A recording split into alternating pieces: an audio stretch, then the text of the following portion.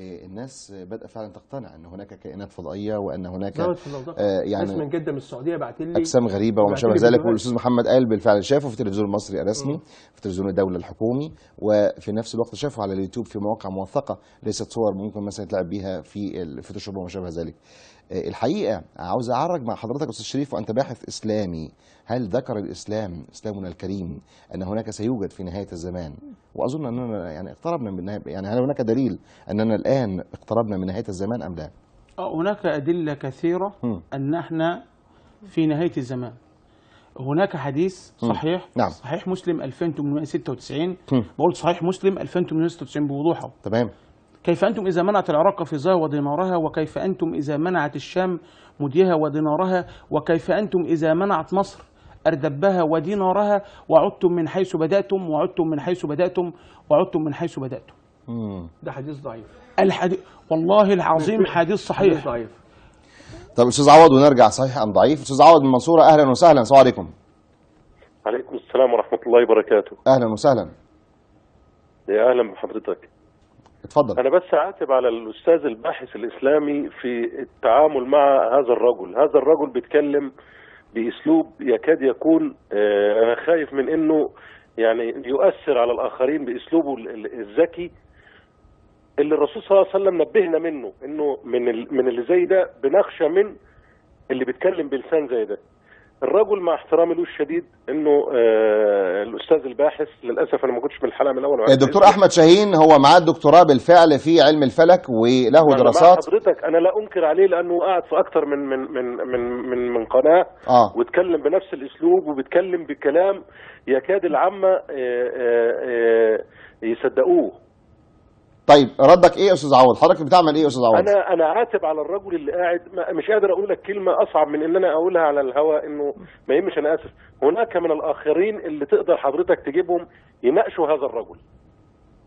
انا مع احترامي لك، حرام المناقشه كده، مناقشه غير مجديه لواحد زيي. انا محامي قاعد يعني مش قادر استوعب الرجل بيتكلم بيعلي صوته.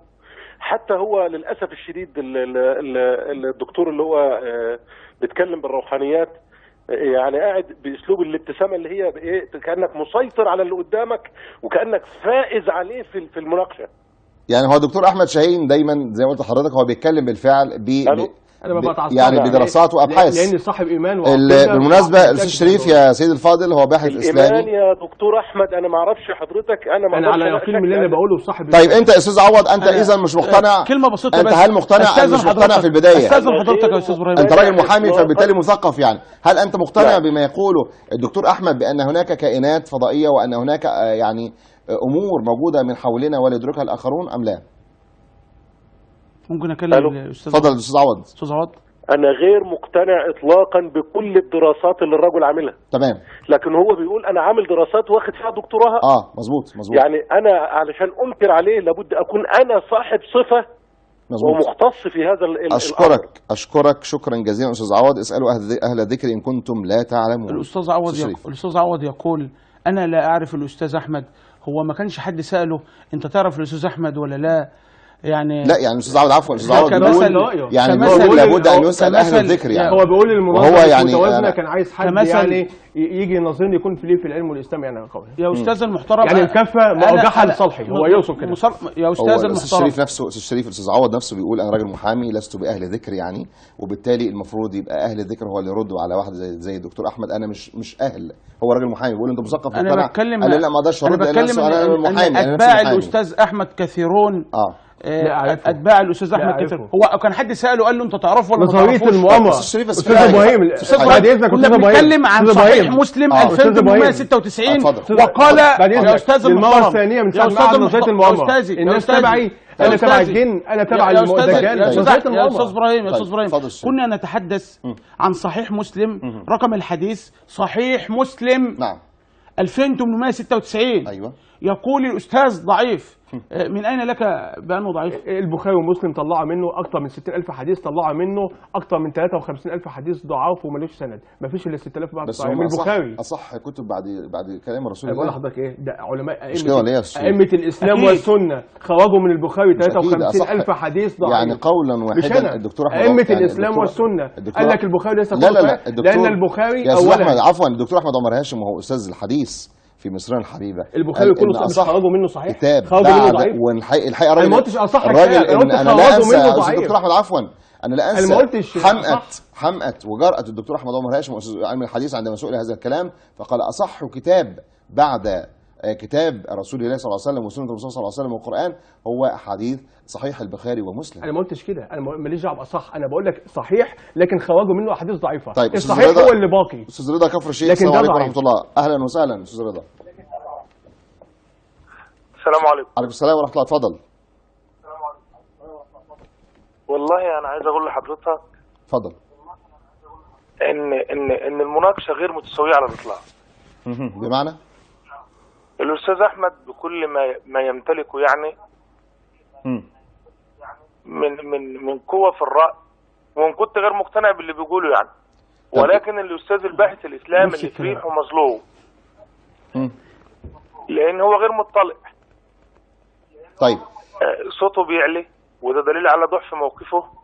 يعني رجل غير على ديني يا سيدي الفاضل، هل تعلمني انا رجل هو دلوقتي غير على ديني يا استاذ عوض. احمد شاهين رجل يدعي استاذ رضا، يعني هل انت مقتنع بكلام عفوا هيقول لك طب احمد شاهين يا استاذ رضا، هل انت مقتنع اذا بما يقوله الدكتور احمد شاهين ام لست مقتنعا؟ قطعا. اشكرك استاذ رضا من كفر الشيخ. طيب اتفضل يا فندم، احنا عاوزين بس نأصل الكلام. ده فعلا حضرتك انت من ساعه ما الدكتور احمد حافظ حديثين وما ضفتش عليه في الموضوع. نظريه المؤامره وتهمتين. حضرتك سالتني وقلت لي احنا في نهايه الزمان ولا لا؟ نقطتين، وهو هذه الكائنات المتحوله، وضرب امثال باوباما وهيلاري كلينتون. انا جبت صور وجبت ابحاث، يعني بشر موجودون. الامر الثاني وهو ان ياجوج وماجوج موجودون الان، وضرب مثال الدكتور احمد شاهين بعيون فتحات سيبيريا متواجدون بين ناس حاليا. في ناس شافتهم. رد حضرتك على هذين او هاتين النقطتين، اتفضل. خطا ودجل. قلت لك ان ياجوج وماجوج في نهايه الزمان بعد سيدنا عيسى، ولن يظهر سيدنا عيسى بعد. قولا واحدا. قولا واحدا، لن يظهر سيدنا عيسى بعد، ولن يظهر المهدي، ولن تقوم الساعة حتى يحدث كذا وكذا، وفي التدرج يأجوج ومأجوج بعد ذلك الكلام لم يحدث. طيب كلام رد حضرتك عن كنت تريد أن تقول عن المخطوطات. مخطوطات، أي مخطوطات؟ التي كان يتحدث عنها الدكتور أحمد شاهين، أنه من أين يأتي هذه المخطوطات وما شابه ذلك. في الحلقة الآن؟ لا، في حلقة ماضية. في حلقة ماضية؟ أظنك أردت أن تعلق الألواح السومرية. الأستاذ أحمد جايب بعض المخطوطات وفيها بعض. مثل إيه؟ جايبها منين؟ حدد. مثل إيه؟ الإخفاء لحين ظهور الأسماء، وتظهر الطلاسم حضرتك نقلا عن الرسول صلى الله عليه وسلم، وحديث ملاحم موفية نهاية الزمان. وتظهر الطلاسم بالألغاز، وتظهر الطلاسم بالألغاز، ولا يعلمها إلا من فاز، ولا يتكلم بها إلا فتى الساحل، يبينها ببيانه ويعلنها بإعلانه ويؤسس أركانها بأعوانه، وله منبر. هذا الكلام موجود بالمخطوطة.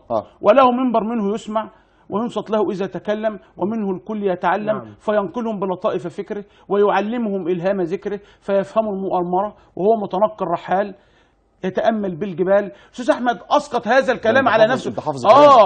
حافظ الكلام كويس جدا يا أستاذ المحترم. من أين أتى هذا الكلام؟ يا أستاذ المحترم.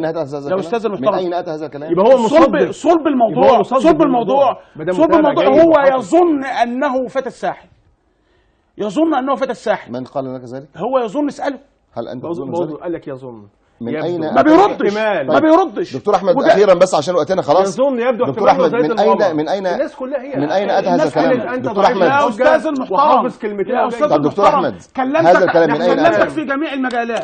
هذا الكلام نقلا مخطوط الإخفاء لحين ظهور الأسماء الذي شوفت بأن أكون أول من نشرها على مستوى العالم، وصدقت بالفعل أنها تكلمت عن مشير السيسي، تكلمت عن الإخوان، تكلمت عن عدلي منصور، تكلمت عن مرتضى منصور، تكلمت عن جميع قادة العالم والقادم والمهدي، تكلمت عن أحمد شاهين أنه سيأتي نهاية الزمان وسيتكلم. أحمد شاهين لو حضرتك. أيوه.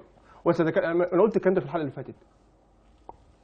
وسيكشف الاسرار، شاهين الاسرار. انا قلت الكلام ده. طب كل دوت يبدو أن الامام محي الدين بن عربي الطائي نقلا عن اهل البيت والرسول صلى الله عليه وسلم، نقلا عن ملاحم وفتن نهايه الزمان. ان كنت تدعي كلمة أخيرة. ان كنت تدعي ما تدعيش، ده صحيح، كلمة أخيرة ده مؤكد. كلمة أخيرة يا أستاذ شريف. الاستاذ احمد شاهين انت زعلان ليه؟ مخطئ. الاستاذ احمد شاهين مخطئ. زعلان ليه؟ في جايز كل ربنا في كل اسقاطاته في الفتن والملاحم. طيب. انا اعلم بالفتن والملاحم جيدا. تمام. انا اعلم بالفتن والملاحم جيدا. أستاذ شريف، اريد ان اوضح لك. انت لا تعلم لعل الله يهديك. عفوا لا. يبدو أن الحلقة مشاهدي الكرام بهذا الكلام الخطير جدا الذي ذكره الدكتور أحمد شاهين في نهاية آخر الزمان أنه ذكر اسمه وما شابه ذلك، لابد أن يرد على هذا الكلام بموضوعية وحكمة وهدوء أيضا. وأشكر باسمكم ضيفينا الكريمين الأستاذ شريف محمد أمان الباحث الإسلامي، نورتنا وشرفتنا. شكرا جزيلا لك. ودكتور أحمد شاهين العالم الفلكي المعروف، أهلا وسهلا دكتور، نورتنا وشرفتنا. وكما قلت ليس الهدف هو إثارة قلاقل أو بلابل، ولكن الهدف هو الرد بموضوعية وحيادية، وقال الله وقال رسول الله على هذا الكلام الذي أثير في قنوات فضائية، وهدفنا هو أن نقف على كل كلمة بقال الله وقال رسول الله. هدفي معكم كان إبراهيم التحيوي أن نحلل كل كلمة قيلت في التحدي، وأوعدكم إن شاء الله بإذن الله الحلقة القادمة نقف عندها عن كل كلمة قالها الدكتور أحمد شاهين بإذن الله بموضوعية. شكرا لكم، وأرجو لكم جميعا أوقاتا تغمرها بهجة الإيمان وروعة المحبة والسلام. شكرا لكم، وسلام الله عليكم ورحمته وبركاته. تحدي تحدي تحدي تحدي